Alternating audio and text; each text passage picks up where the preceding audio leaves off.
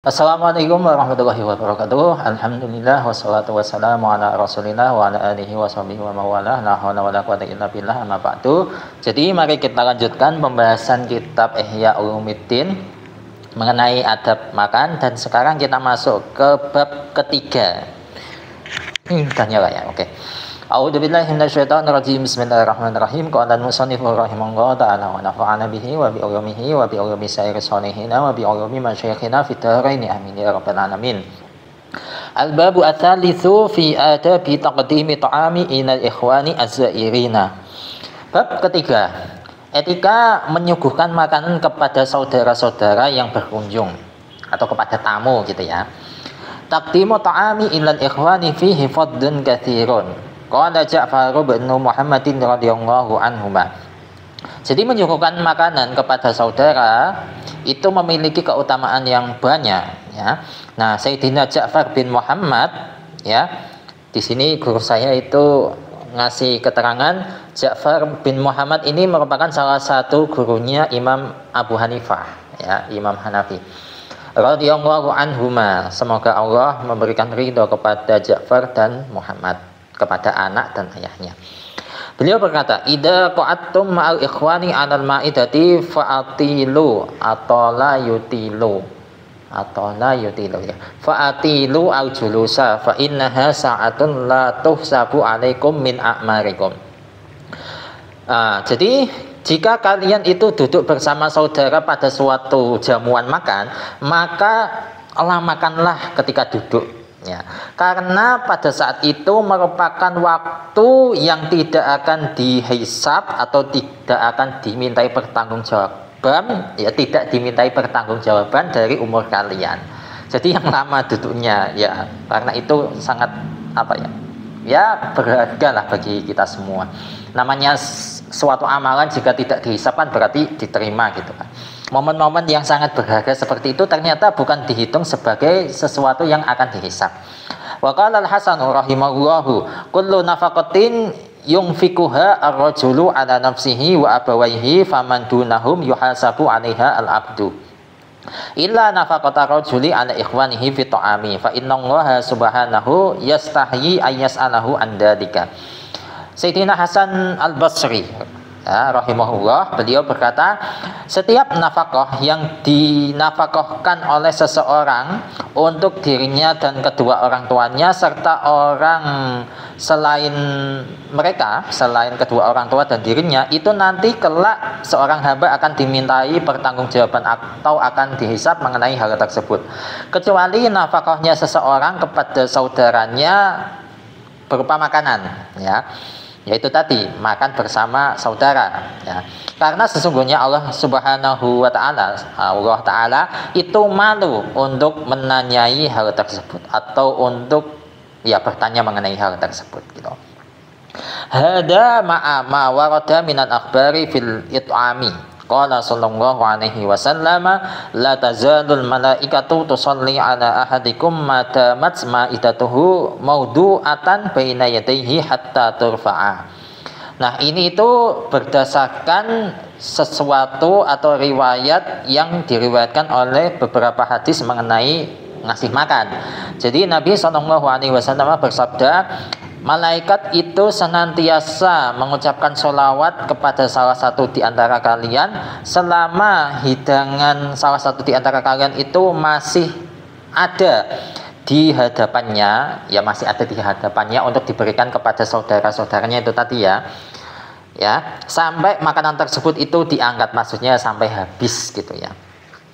Wa ruwiya an ba'di ulama'i Khurasana annahu kana yuqaddimu ila ikhwanihi ta'aman katsiran la yaqdiruna ala aqli jami'ihi wa kana yaqulu balagona an Rasulillahi sallallahu alaihi wasallam annahu qala.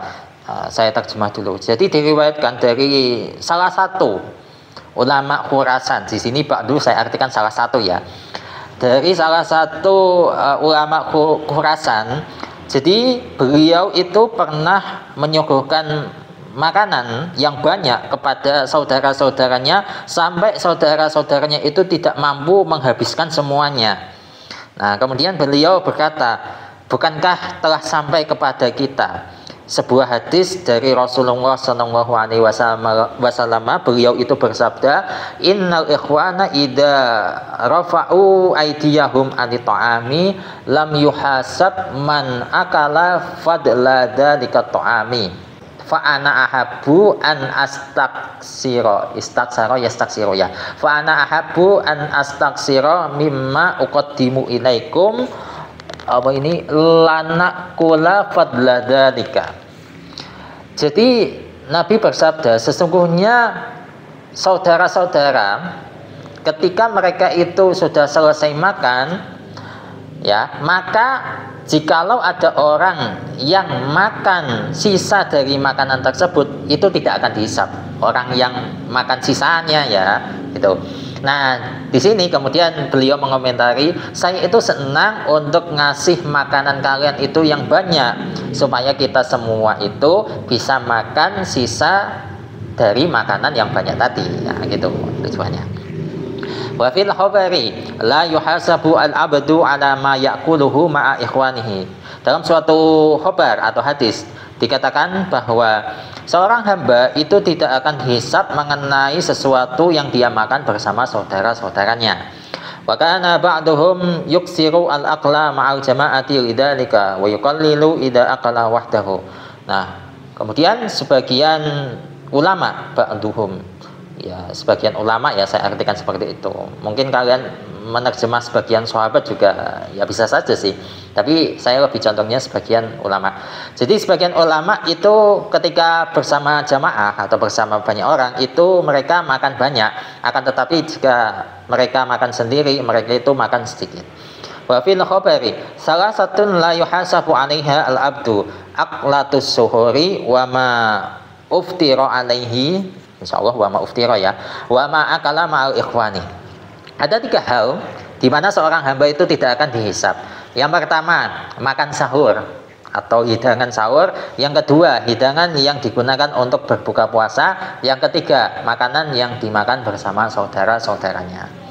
Wa qala Aliyyun radhiyallahu anhu, la an ajma'a ikhwani ala sha'in min ta'amin ahabbu ilayya min an a'taqa raqabatan.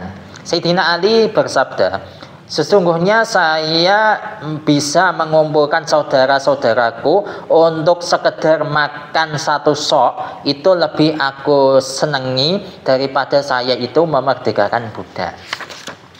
Wa kana Ibnu Umar radhiyallahu anhuma yaqulu min karamir rajuli tayyibu zadihi fi safarihi wa badluhu li ashabihi.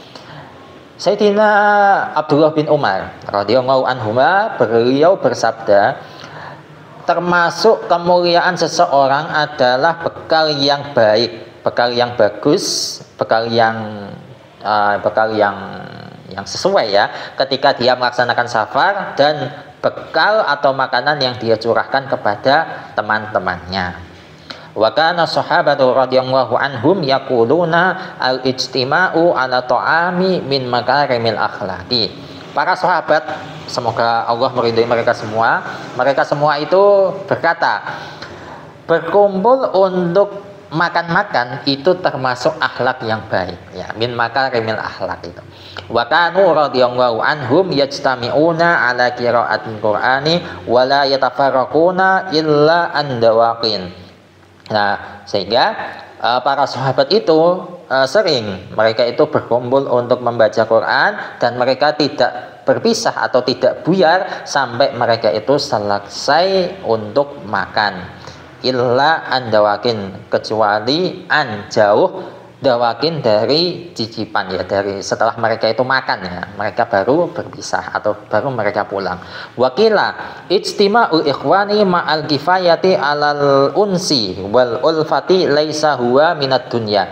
Dikatakan bahwa berkumpulnya saudara-saudara disertai kifayah, kecukupan untuk bisa melaksanakan rasa rindu serta akrab, ya, intinya itu mereka itu berkumpul disertai adanya ramah tamah, kemudian saling merekatkan persaudaraan, intinya seperti itu termasuk bukan dunia, ya, bukan termasuk hal dunia.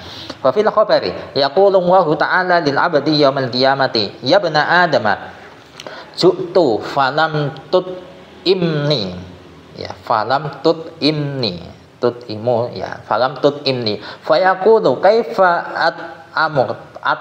imu, kaifa imuka wa anta rabbul alamina, fayaqulu jaa akhuka al muslimu falam imhu walau amtahu kunta amtani. Dalam suatu hadis Allah Subhanahu wa ta'ala berfirman kepada hambanya di hari kiamat, wahai ibnu Adam, wahai manusia, saya itu lapar, namun kenapa kalian tidak ngasih saya makan? Nah, kemudian ibnu Adam ini bertanya, bagaimana saya ngasih makan ke panjenengan? Kan panjenengan itu Tuhan semesta alam. Kemudian Allah menjawab, ada saudaramu itu yang kelaparan, saudaramu muslim ya, namun engkau tidak ngasih makan ke dia. Kalau seandainya engkau ngasih makan kepada dia, maka engkau telah memberikan makan kepadaku. Nah, seperti itu ya.